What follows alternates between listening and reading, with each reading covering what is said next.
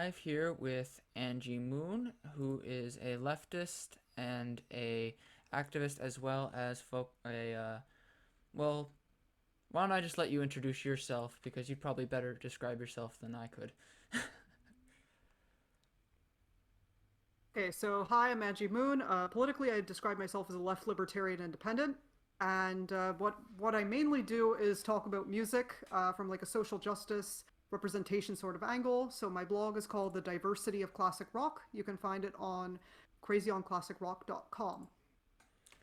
Yeah, and I myself have done some blogging, not necessarily on music or culture like that, but I've noticed with some of your work, you have integrated almost like a historical perspective on it, looking into who started these kinds of things. And I'm wondering how you kind of got started with that particular genre of writing. Okay, so basically, I've always had an interest in history ever since I was a kid. History class was like my favorite class back when I was in secondary school. And I got into classic rock when I was around 14 years old, and I watched the movie Austin Powers when I was bored one day. And from there, I just fell in love with the 60s. And I was like, okay, why not get into the music? And then the fashion of the time period. And then my dad was a DJ in the 70s, and he definitely encouraged me to follow some of my passions and what I'm really interested in. So it wasn't until later that I got into writing, and it was all complete accident. To tell the story actually recently on my blog, I did post about my early beginnings in writing. But my original goal was actually to be a DJ on a classic rock radio station. And if you listen to classic rock radio, there aren't a lot of female DJs on those stations. And I wanted to break barriers in that way, but for whatever reason that didn't happen. So I took the writing path. And actually, I did radio while I was in university. So when I was in university, I studied communications and I studied journalism. Communications as my undergrad, and then journalism as my master's. And while I was in university, both in my undergrad and in during my master's, I did radio, and I had a classic rock radio show. And in the first radio station I was at, which was in Chicago, a station that prided itself on, playing a wide variety of music. Now, at the time, I was very much a classic rock purist, although I did make some exceptions for new, kind of like new bands that sounded like classic rock. So things like Temples and Tame Impala. I really liked that back then, still do. And I remember the people running the station were really upset and said, "Oh, you only play music by old white men, and that's all classic rock is." And I was like, "No, that's not true at all." And it took a year for me to come up with this idea, to make it realize the diversity of classic rock. So I came up with the idea when I was 19, and then I just started researching and researching. That's all I did. Even when I was in university, I didn't really care so much about schoolwork, although I did very well. I was just looking up classic rock stuff. So I was just reading up everything I could. Back when I lived in Canada and I went to university there, I was, in the library. We had like, I went to York University, and they had these, the stacks in the library, and they were like 5 stories tall, the library stacks. So it was just 5 stories of books. And I just go find myself in the classic rock section, pick up all these classic rock books, read them. I'd also read fashion books. I'd also like watch a lot of movies in their movie library, which was really awesome. And then, I started the diversity of classic rock as part of a school assignment in my undergrad, third year of my undergrad. And I just kept going because I really loved writing and I loved educating people on classic rock. And that's pretty much all I do now. I mean, I did try YouTube. I have done YouTube off and on ever since I was a teenager, but never really got anywhere with it. But the diversity of classic rock is so far my most successful venture. It's funny that you mentioned that you got into writing as an accident, because I had a similar experience during my college years. So initially, I had no appetite for writing at all. High school, I didn't think I could write. I didn't think I could do any of that. And then I started kind of getting into politics and things like that. And one of the things I found out was I had a very strong connection to argumentation. And when I went to college and I started writing, I kind of found that I loved it, especially when I started getting paid for writing my opinions. So it's interesting to see like when you have somebody who like yourself who has this one interest that they really hold on to, and then it transfers over into an interest that is completely unexpected. So, would you say in a similar way like that, your YouTube career has been like that as well, like where you've found new niche things as you've gone along that has kind of contributed to your content, or would you say that this has kind of just been something you've gone through throughout your career? Well, I had an interest in YouTube because another interest of mine was theater and performance. So I was a theater kid back when I was a kid. So, I did theater camp. In secondary school, though, I had really awful theater teachers. A lot of them just played favorites. And actually, in secondary school, I had a homophobic theater teacher. And I remember these two girls were going to do a skit where they broke up, and the teacher was like, "You can't do that." And I was just like, I don't know how someone could be a homophobic theater teacher. It just didn't make any sense because, theater is definitely like a refuge for a lot of LGBT, people. But yeah, I got out of theater when I was in secondary school. I just quit after the first year of secondary school. I was like, yeah, I can't do that. But another reason I just didn't do theater, very many extracurriculars back then, I didn't really have a life then, was because I wanted to graduate early. But YouTube was sort of a hobby, and I did do it while I was in secondary school, but I did rants. And I think one of my biggest influences then was The Amazing Atheist. Oh Now, I'm not yeah. as much of a fan of his work now, but back then I really was. He was a huge influence on me. So I have to acknowledge him there. And it's interesting that you mentioned that the Amazing Atheist influenced your perspective because a lot of, and you've described yourself as like a populist leftist, Kyle Kalinske, that kind of, and Jimmy Dore, those kind of leftists. A Yep. lot of, and this is just in my experience, the leftists who tend to lean towards that kind of content also have a history with, at the very least, being exposed to commentary similar to the Amazing Atheist and other not necessarily skeptic YouTubers, but more of that ranty style. So, if you had to say like that kind of content and how it influenced you, how would you describe it? So the Amazing Atheist, well, I would never say like a lot of people call him a skeptic. I used to also like Shoe on Head back when I was in university, and she was also an influence as well. And I don't, it would be wrong of me to say she was never an influence on me.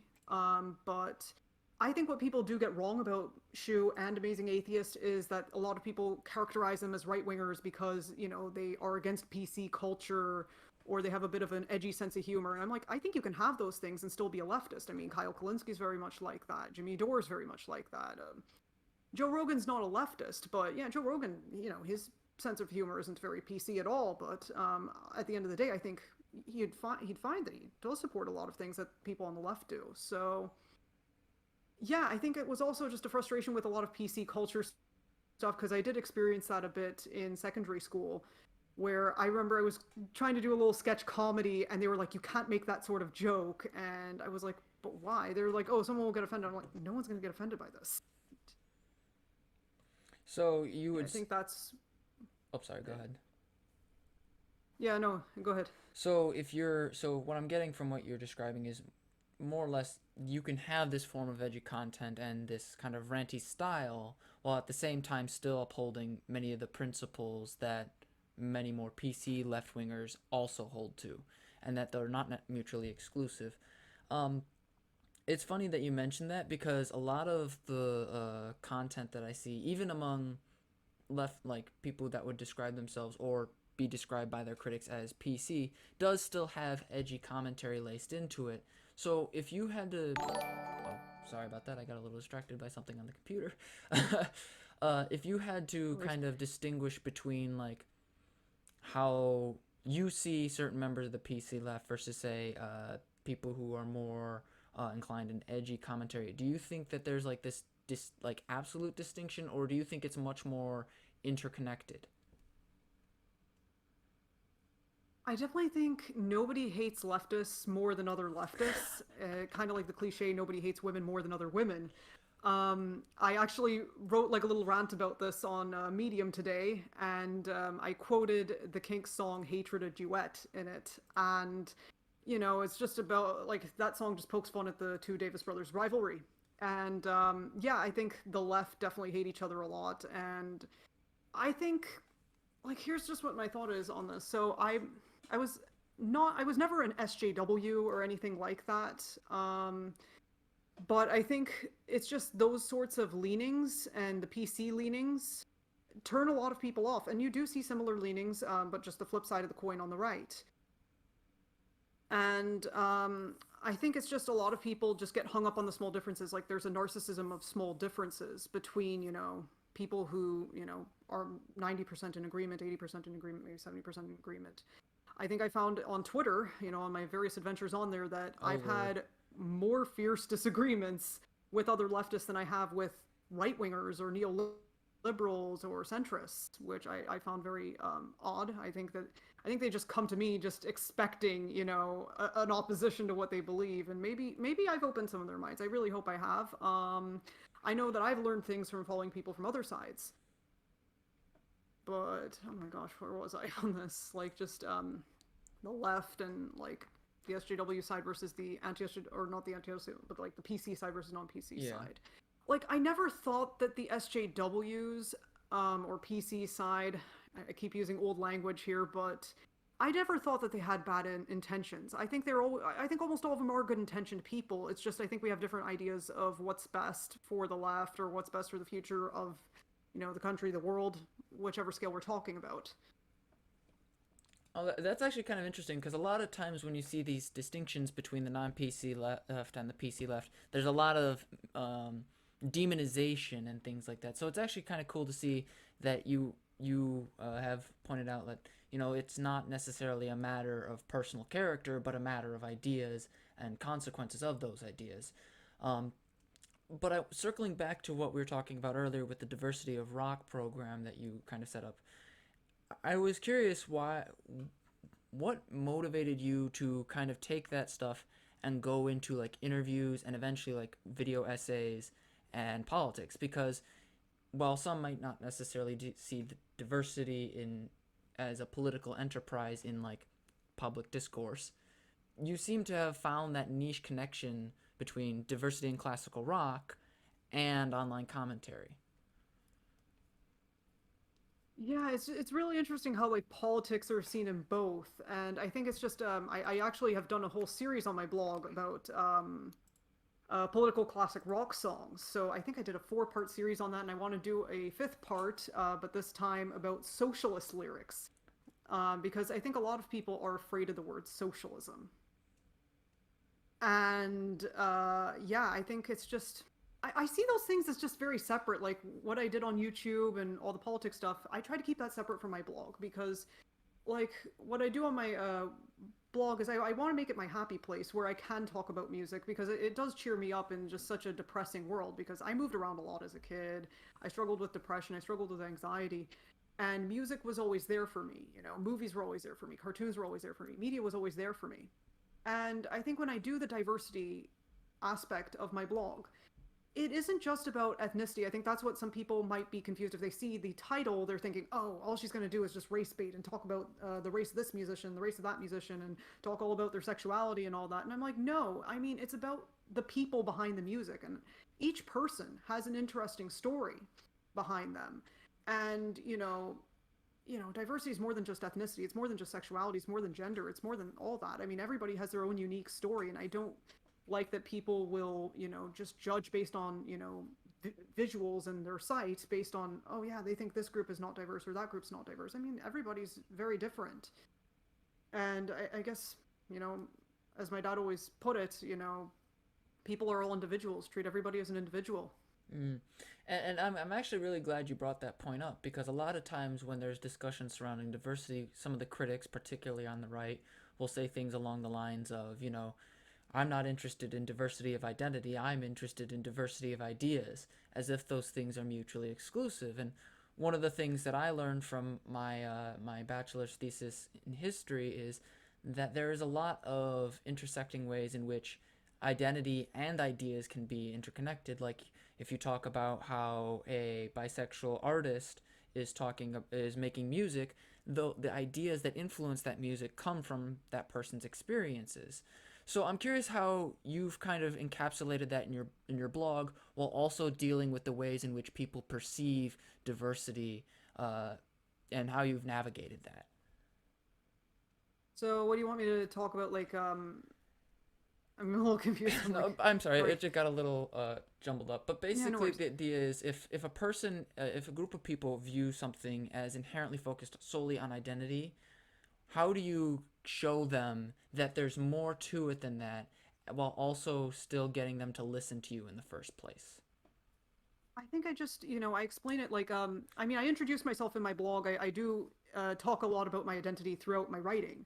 So a lot of people, they might be aware that, okay, well, I'm a mixed race person. My mother was from Venezuela, or she is from Venezuela, she's still alive. Her family are mixed. I know that a lot of people would never guess that from my appearance, but, how I look isn't representative of how my mother's family would look. So my mother's mother was part native, her father was part black, and then my dad's family are all Jewish. And I do talk about being bi. I'm very open about that. I have been openly bisexual since the age of 14. I'm an atheist. I used to be Jewish. I have autism. But yeah, I think it's just, I think I show how everybody's different. Everyone's a minority in some way, somewhere in the world. I think that's one point that I do like to make. Everybody's a minority in some way. I mean, do you have blonde hair? You have blue eyes? Well, you're a minority. I mean, most people in the world have black hair and brown eyes. Um, everybody's, different in so many different ways. And I think the thing is, a lot of conservatives do like classic rock. It's old stuff, and conservatives do like the old things. And I think a lot of boomers, they love classic rock. I mean, they grew up on it. But I think there's just so much more to it than, the same old musicians that they play on the radio station. And there's just so many interesting stories of the people, who make the music. And, whenever I do talk about their sexuality, I mean, I also include facts about their music. And like, I didn't only just talk about musicians who are LGBT, for example. I also talked about songs with those themes, and they're not always by, gay musicians. Sometimes they're by straight musicians, who are allies and very supportive. And then as well, in the diversity thing, I also am starting to work on doing music from different parts of the world, because a lot of our music listening, it's all in English. If you're assuming that the viewers here are English speakers, living in the Anglosphere, for example, or even people outside the Anglosphere, much of what you listen to is in English, because of America's culture spreading, and then Britain's culture spreading. And I think there's just so much more to music than what you can understand in the languages you know. And luckily, because I do know a couple of other languages, so I know Spanish, and then I can read very basic French. So that definitely helped give me some perspective on, there being just a whole world out there that is not just, music in English. Well, I think it's actually pretty cool that you describe it as like you're trying to look at things from as large of a picture as you can. Like, and for me, I've only been outside the country once, so my experiences with other cultures, particularly in other languages, is relatively limited. But I know you're from Ireland, and then you stayed in Canada, as you mentioned earlier. I'm from Chicago originally. Oh, you really? I live in Ireland. I've only been living here since 5 years ago. Okay. Because when I looked into your Yeah, no stuff, you were worries. describing it. Okay, so you've started off from the American perspective and then went to Ireland. Yeah, yeah. I was born in the U.S. Okay, so you've that's interesting. I've just spent most of my adult life outside the U.S. So that's interesting. So if you had so when you were when you moved, when did exactly did you move to Ireland? Okay, so there's a long story about the places I've lived. So I've spent about half of my life in the Chicago area. And then I lived in Texas. I've also lived in Florida. When I was 17 years old, I moved to Toronto and then spent a bit of time there before going back to Chicago. And I first went to Ireland back in 2014, and that's how I met my husband. So 3 years after that, my husband and I got married, and I'm still here because my husband's doing his PhD. Oh, that's jeez. That I gotta that's honestly, It's it's a hard to crazy imagine story. like the long amount of travel and just trying to get to know so many different cultures. It's no wonder you got into this. Um, but a reason I brought that Yeah, I mean, up. my grandparents traveled a lot. My dad, he's American, but he met my mother, who's Venezuelan. Basically, my dad's always had a fascination with Latin America ever since he was in secondary school and took Spanish. And he, on his own initiative, got better and better at Spanish to the point where he speaks it perfectly well. You wouldn't even know he's an Anglo from the way he speaks. And he took a lot of initiative, making Latin American friends in university. And, he also, not only did he have friends from Latin America, he also had friends from Africa. And, he lived all over the US, and then he Venezuela for a time 40 years ago.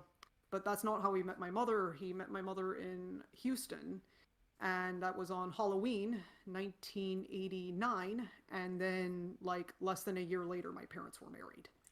Jeez, that's one heck of a story.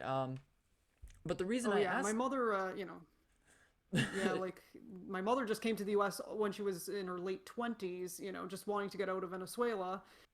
She just didn't want to marry a man from there, and she likes America a lot. So, like, I think she's probably one of the most American people I know, despite not being born there or raised there. well, and the reason I bring that up is because you speak about all these different perspectives and the ways in which, in the way you put it, was everybody's a minority to in some extent.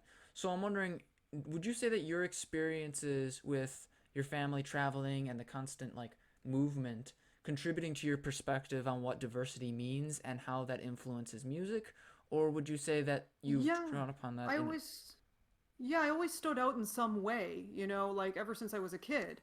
When I was in secondary school, I mean, there were other, non-white and mixed kids, but or not really. Well, I guess mixed in some way because a lot of the Hispanic kids, they are mixed. Most Hispanic people are mixed. But I was like the one Hispanic kid that also had a white parent, so I definitely, I was definitely a confusion to a lot of kids. I wasn't confused, but they were. Because, I walked in, they didn't know I was Latin American because I spoke like any other person there. Don't have any bit of Spanish in my accent at all. Um, but as soon as they met my mother and my grandmother, because I was also raised by my grandmother. So my grandmother, she looked completely native, and, she had dark skin, very pin straight black hair, very dark eyes, very short. But yeah, as soon as they saw my grandmother, yeah, everybody, it was just the giveaway. Everybody knew there is something up. There is something different about her. And then, like, in another way, I was definitely a minority. So I was put into Hebrew school when I was 10 years old. And I didn't know any other people who were the exact mix I was. So my dad's a Jew, my mom's Hispanic. I didn't know anyone else like that. So yeah, like I think that definitely influenced, why I went into diversity in classic rock. Because through that, I found just so many musicians who were mixed like me, and I was like, how come I didn't know about this? How come nobody told me about this? But anyway, like back to my experience in Hebrew school.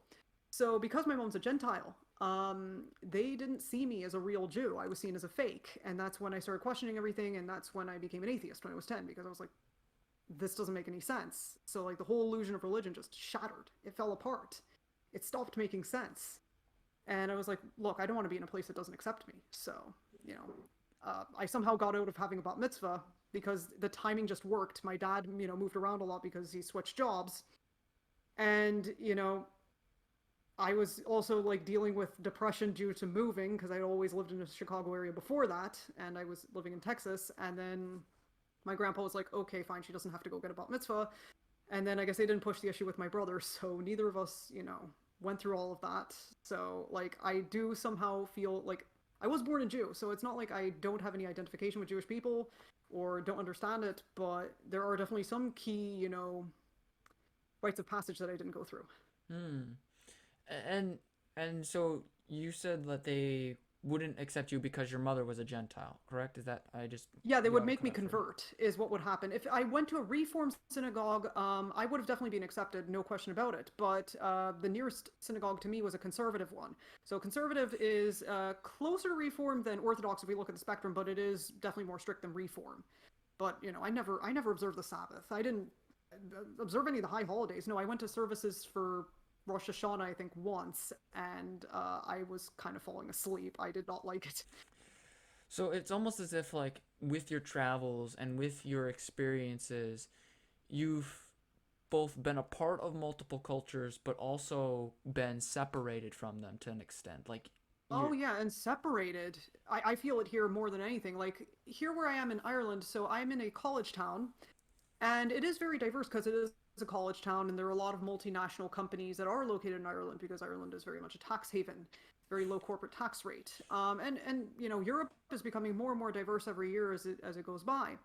But there are a lot of people that look very different all over the place. Like my neighborhood definitely has a lot of immigrant families.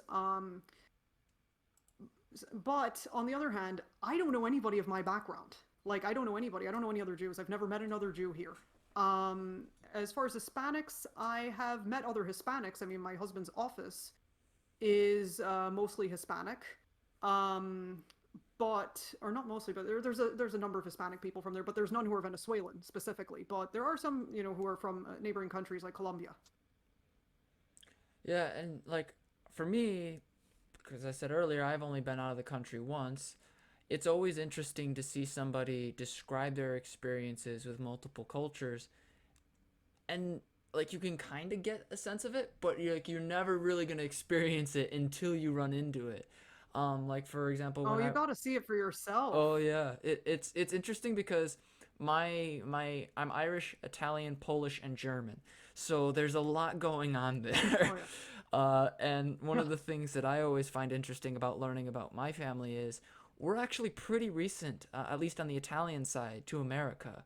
Our family is about 4 generations from Italy, and Suzuna specifically.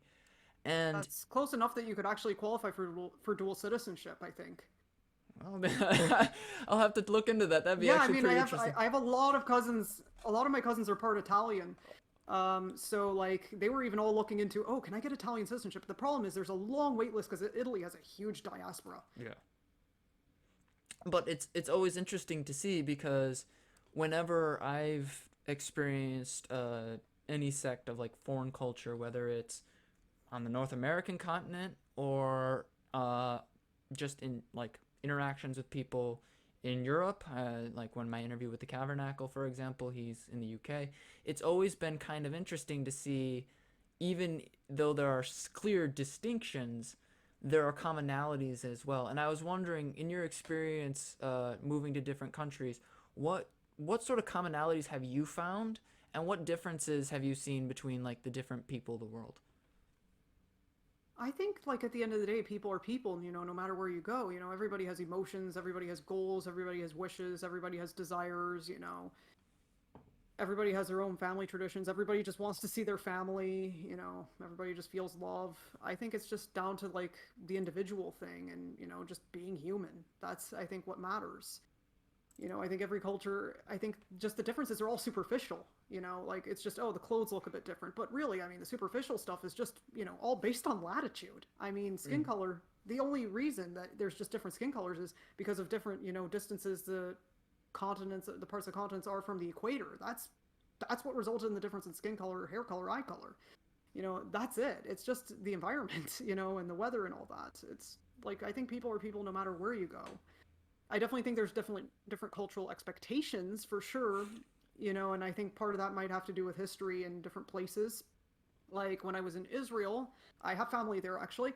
I found that people in Israel, are very, blunt and a bit on PC with their humor. I remember just people were making Holocaust jokes over there, and people were comparing, animal slaughter, and eating meat to the Holocaust. There were people doing that over there. Well, in America, I know that nobody would like that. Like when I was in Israel with the Birthright group, now that's a long story. I don't want to talk about my position on Israel and Palestine because that is a whole can of worms there.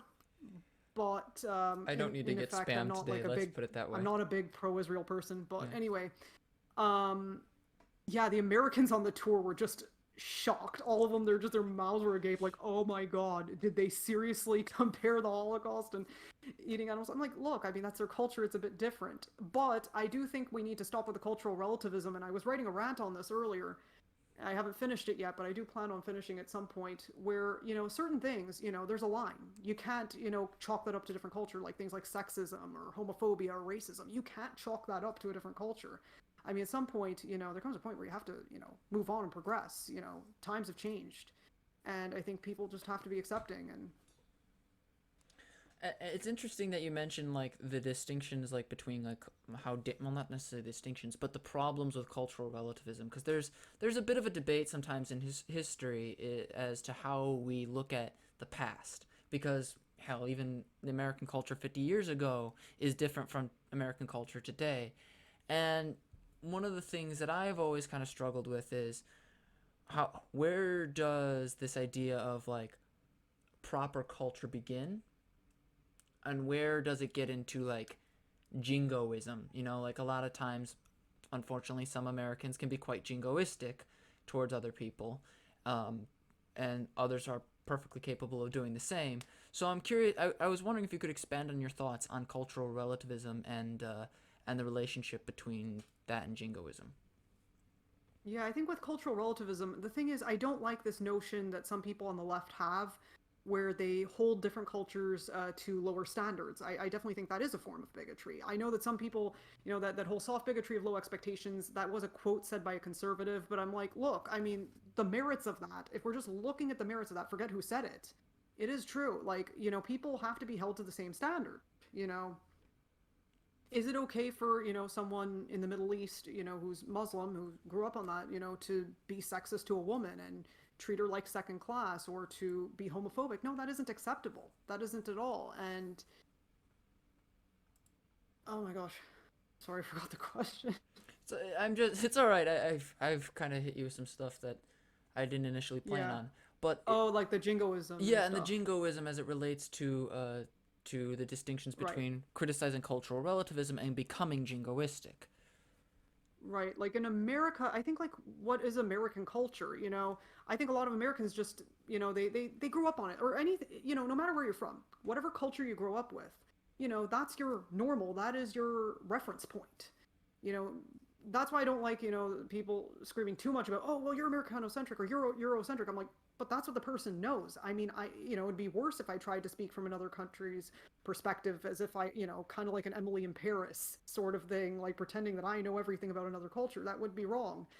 People speak about what they know about. And I think it's, you need to find people from different cultures to speak about their culture. But like back to American culture and what's culture versus jingoism, I think it just comes to respecting other people and like American culture. I mean, let's just think of all the different things. I mean, it took me leaving America to realize, how rich American culture is. I mean, if we just start, I mean, simply put, the first people who were there, the indigenous people. I mean, there are so many different, Native American tribes and so many different cultures right there. But even if we, look at just the groups that came into America and, I guess made it what it is, right? I mean, all the music, like rock and roll. We wouldn't have rock and roll without America. As much as I, have an affinity for the British and European side of rock and roll, it wouldn't that wouldn't have happened without America because Britain had its skiffle, but skiffle came from like American country music and American R&B to an extent. I mean, funny enough, like the British rock stars actually appreciated R&B more than the American rock stars did. But anyway, like I think also another thing that's American culture is just Hollywood, like just movies and stuff like that, all that sort of stuff. And then I think all the different landscapes and like all the different fashions and all these different subcultures. Food is a big one, and I think just America's Yep. just it is a real melting pot, and I think that is a good thing. It is a strength, that no matter what you look like in America, you'll fit in somewhere. It's just all about finding people you get along with and you know keeping an open mind. Yeah, But and then jingoism is when you espouse racist stuff and xenophobic stuff and act like America's the best country in the world. And even early on as a teenager, I recognized that America isn't unique, really. I mean, you can have a great standard of living in Canada. I mean, I had friends in Canada who were very happy. I have family there too. I knew people in the UK who were, very happy living good lives. And there's people all over Europe living good lives. There's people all over the world living good lives. It's really all about money. It all comes down to money. When you have money, you can live a good life. If you don't, that's I think what separates people mostly is money. and it's I really like how you point out that as much as there are many differences, there's a need for respect, even when you're critiquing the problems within the culture itself. Like for example, we can point out that the relationship between the United States and the Saudi Arabian government has enshrined some pretty extreme cultural tendencies in Saudi Arabia and made it harder to critique them without like condemning every Saudi Arabian or the people as if it were inherent to them. Um, but you, as you described earlier, how America and Canada, like they have, there are things that aren't necessarily unique about the United States because Canada also has them. I'm curious how, like, in and this is just me making a comment because I remember from one of your videos you mentioned how you don't have student loan debt. I am very jealous of you. So, but one Yeah. of the thing, what if you could like go into some of your experiences as it relates to Canada and how the economic influences of Canada, what was distinct for you when you went to Canada versus what you saw in the United States? I definitely think, like, I mean, I'll just explain why I don't have student loans. So, I have talked about being working class now, but the thing is, like, class is something that can change. However, I think there is a big difference between someone who's been working class their whole entire life versus someone who grew up wealthy or, well off middle class and became working class later on. I mean, class is something that is fluid, although it should be more fluid as in moving up, and it's harder to move up than to move down. I mean, I think of it like grades. Okay, I got all A's on all my assignments, and then suddenly, oh, I got a B. Why did my grade drop so much? Oh, I'm okay. I'm not doing so well in this class. Suddenly, I get an A. Oh, how come my grade didn't go up at all? That's definitely like what class moving up and down in class feels like. But yeah, I got lucky. My grandfather is an accountant. He had money, although he was a self-made man. His family were quite poor when they came to the U.S. So my grandfather's parents were immigrants. Um, my grandfather's father's side of the family all came to the U.S. just fine, but his mother's side of the family, some of them made it over to the U.S., others didn't. And I think that's something that I wish would be discussed in critical race theory. Is oh my gosh, I'm going off on so many tangents, but Don't worry, like in critical go race theory. off. Okay, so in critical race theory, I mean, a lot of things are talked about. Like, I think what annoys me about race relations discussion in the U.S. is that it's all black and white, and that's it.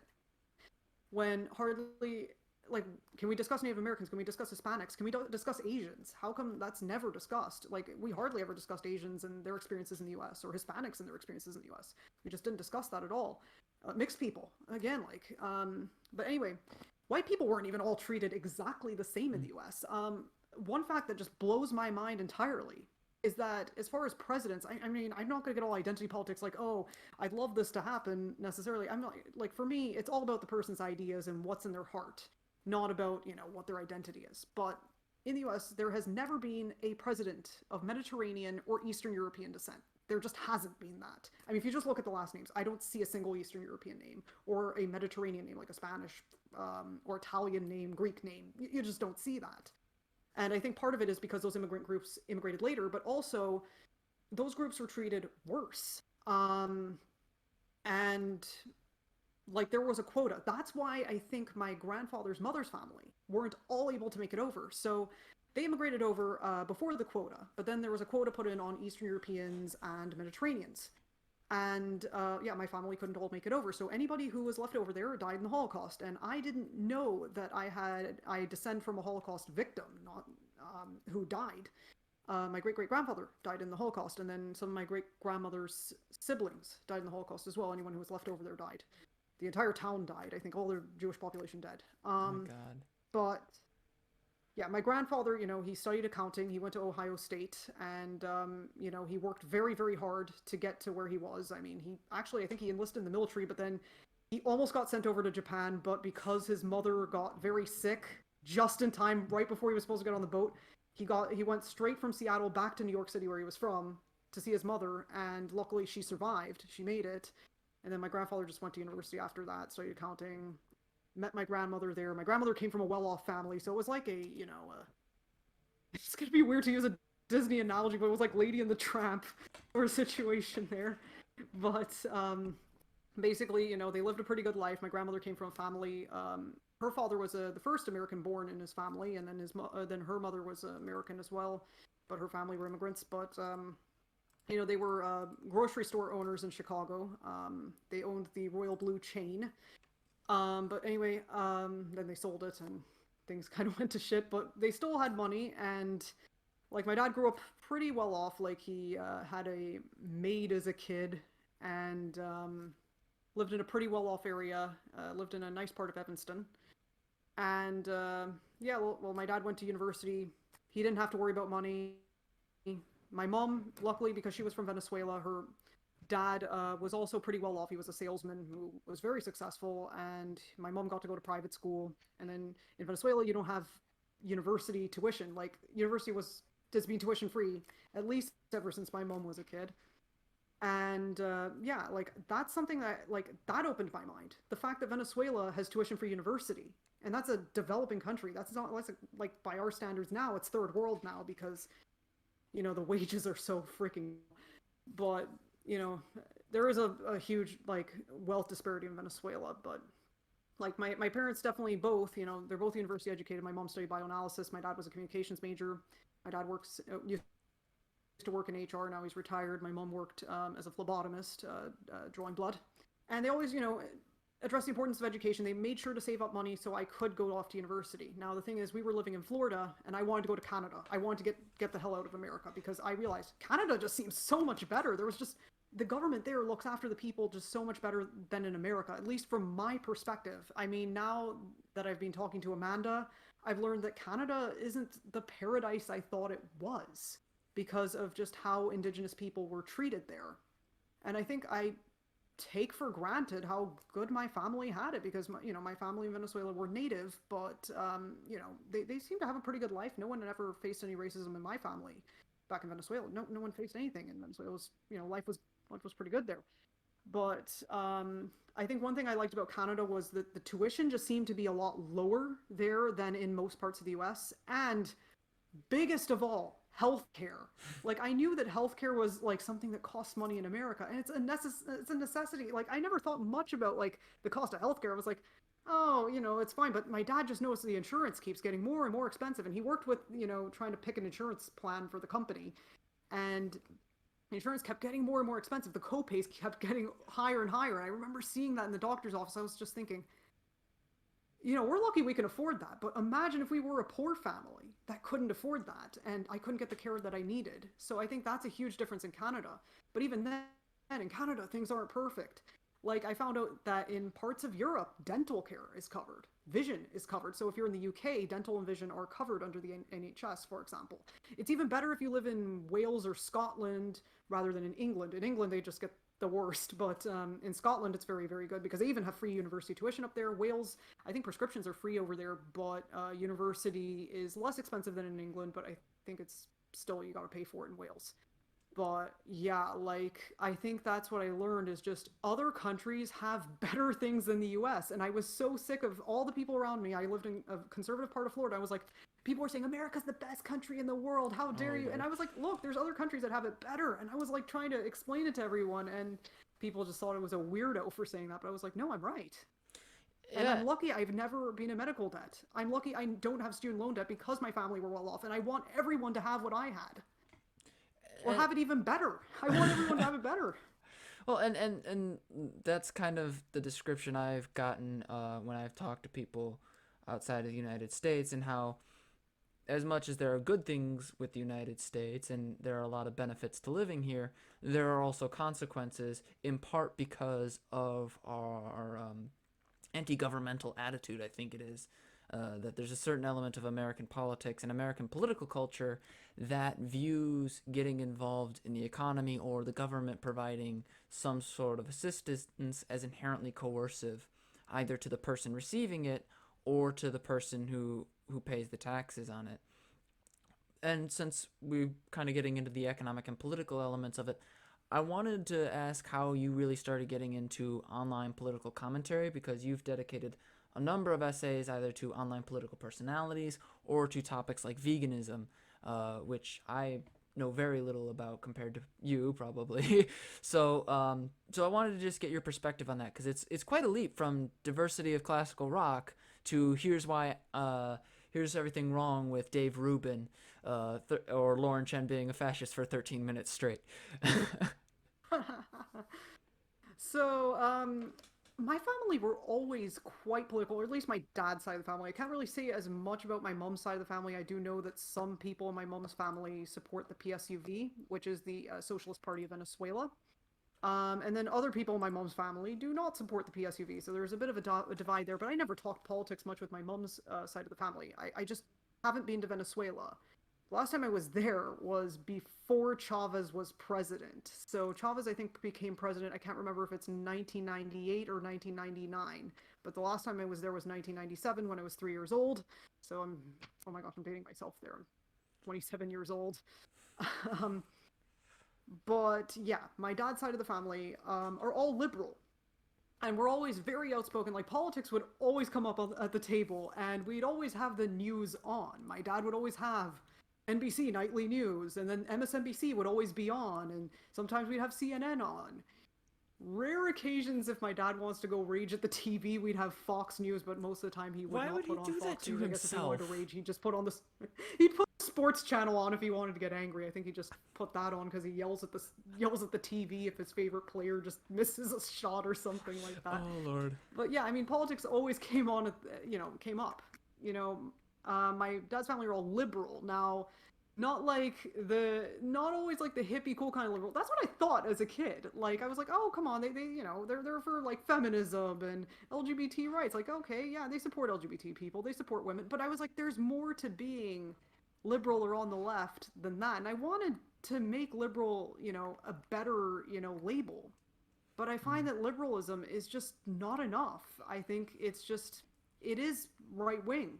Like, historically that's what it was.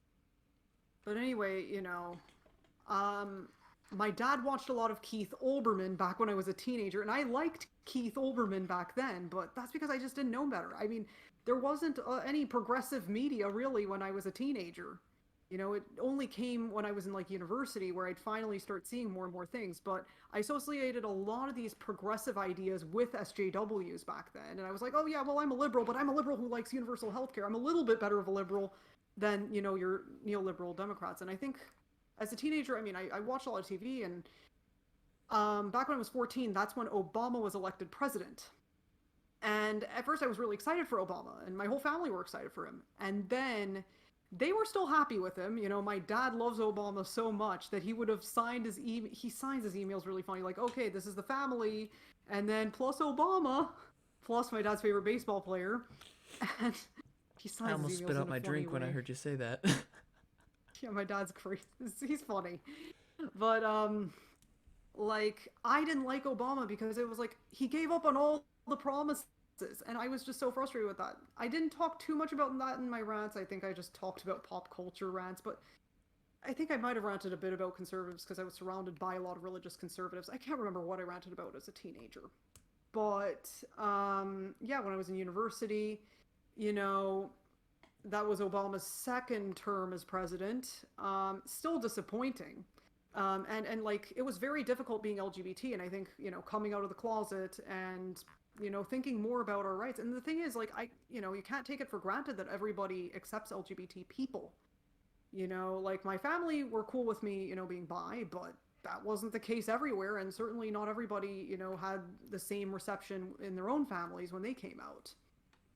And then basically, I think just I needed somewhere to rant, and I don't see myself ever being a politician because I'm an immigrant. I've left the United States. I'm now living somewhere else where I don't have citizenship. I will probably be moving around a lot due to the nature of my husband's job, because I think he's going into academia and he wants to work at various universities. Or possibly go into industry. Who knows what he's going to do, but it's going to involve us moving around a lot. So I could never go into politics as a politician, but also I'd be afraid of what would happen to me because, as time went and I found that these, the status quo is just not working for people. It's definitely not working for me. I find myself just trying to tread water, but I think I'm failing, and I'm like, oh my God, I'm going to go sink. And I realized, no, I don't think that social democracy is enough. I think that's a stepping stone at best, but I think what we need is, maybe we do need socialism. I mean, it's like, okay, I'm going to say it. But I think what we have to do with getting to socialism is not use the word socialism. I think I have a friend online who's definitely said the same thing as me. And I think Kyle has definitely said that sort of same stuff. But yeah, I think Kyle was also a main influence lately. Crystal Ball is a big influence. Jimmy Dore is an influence too. I know that some of my followers are not going to like me saying that I like Jimmy Dore, but hey, I do like his videos. yes, he's a bit explosive. Yes, he's fiery, but I guess I'm used to that because well, my family are Latin American, and shouting a lot is definitely something that happens. I know my mom shouts a lot at home, not necessarily about the issues that I shout about, but yeah, I think just ranting about politics because I'm like, look, I think my husband described me as just being a very, like I guess my pen is my sword basically, and that's how I fight, and that's how I, it's like my therapy session. Whenever I'm writing about something, there's my therapy session. I can't afford therapy, so that's my therapy. You guys are just at my therapy session, hearing me just complain about everything. I'm like, therapy's not going to help me out of this. Like, therapy's not going to give my husband a higher wage. Therapy's not going to get me a paying job that pays me well. I'm stuck, writing about classic rock. I tried getting a day job, but because of my disability and people discriminating against me for that, which has indeed happened, it's just really hard. And I guess with the nature of journalism here, newspapers here don't want to hire foreigners. They want to hire, people who are from here who know people here and have connections here. And I just didn't want to, get involved in any of the journalism here, like the mainstream journalism here, because they're all, just sucking off the establishment. That's all they do.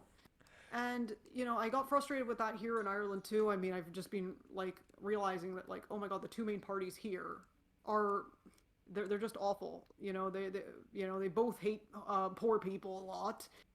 They do pretend, oh yeah, we're so progressive because we recently, legalized marriage equality, and yeah, we have abortion here now. But I'm like, look, we can't just stop there. We also have to look at the economic policies too. Moving social progress, great, but we also need economic progress. And I think over time I've definitely become a lot more class first and realizing that. And I hate that it's because I experience these things firsthand with money. I wish that I had listened to more working class people when I was in university, and I wish I hadn't taken for granted, what I grew up with. I see it all the time, people, like people on Facebook, having all these nice things. I'm like, I just wish I had a lot of these nice things. I wish that I didn't have to worry about I wish I had a car. I don't have a car. Driving lessons are very expensive here. And I'm like, oh my God, am I ever going to be able to afford that? Am I ever going to be able to afford to have my own house? There's people my age buying houses, and I'm like still behind. And I'm like, the system here is just not working for us. And I find it cathartic to just shout about that. Well, and I've had similar, and obviously I'm not gonna compare exact experiences because everyone is unique to some extent. But I've had a similar experience with my writing. I started out writing, getting paid under the table because freshmen at my college were not technically supposed to be paid for their writing because they weren't officially part of the newspaper yet. Didn't stop me from contributing most of the articles in the opinion section, however.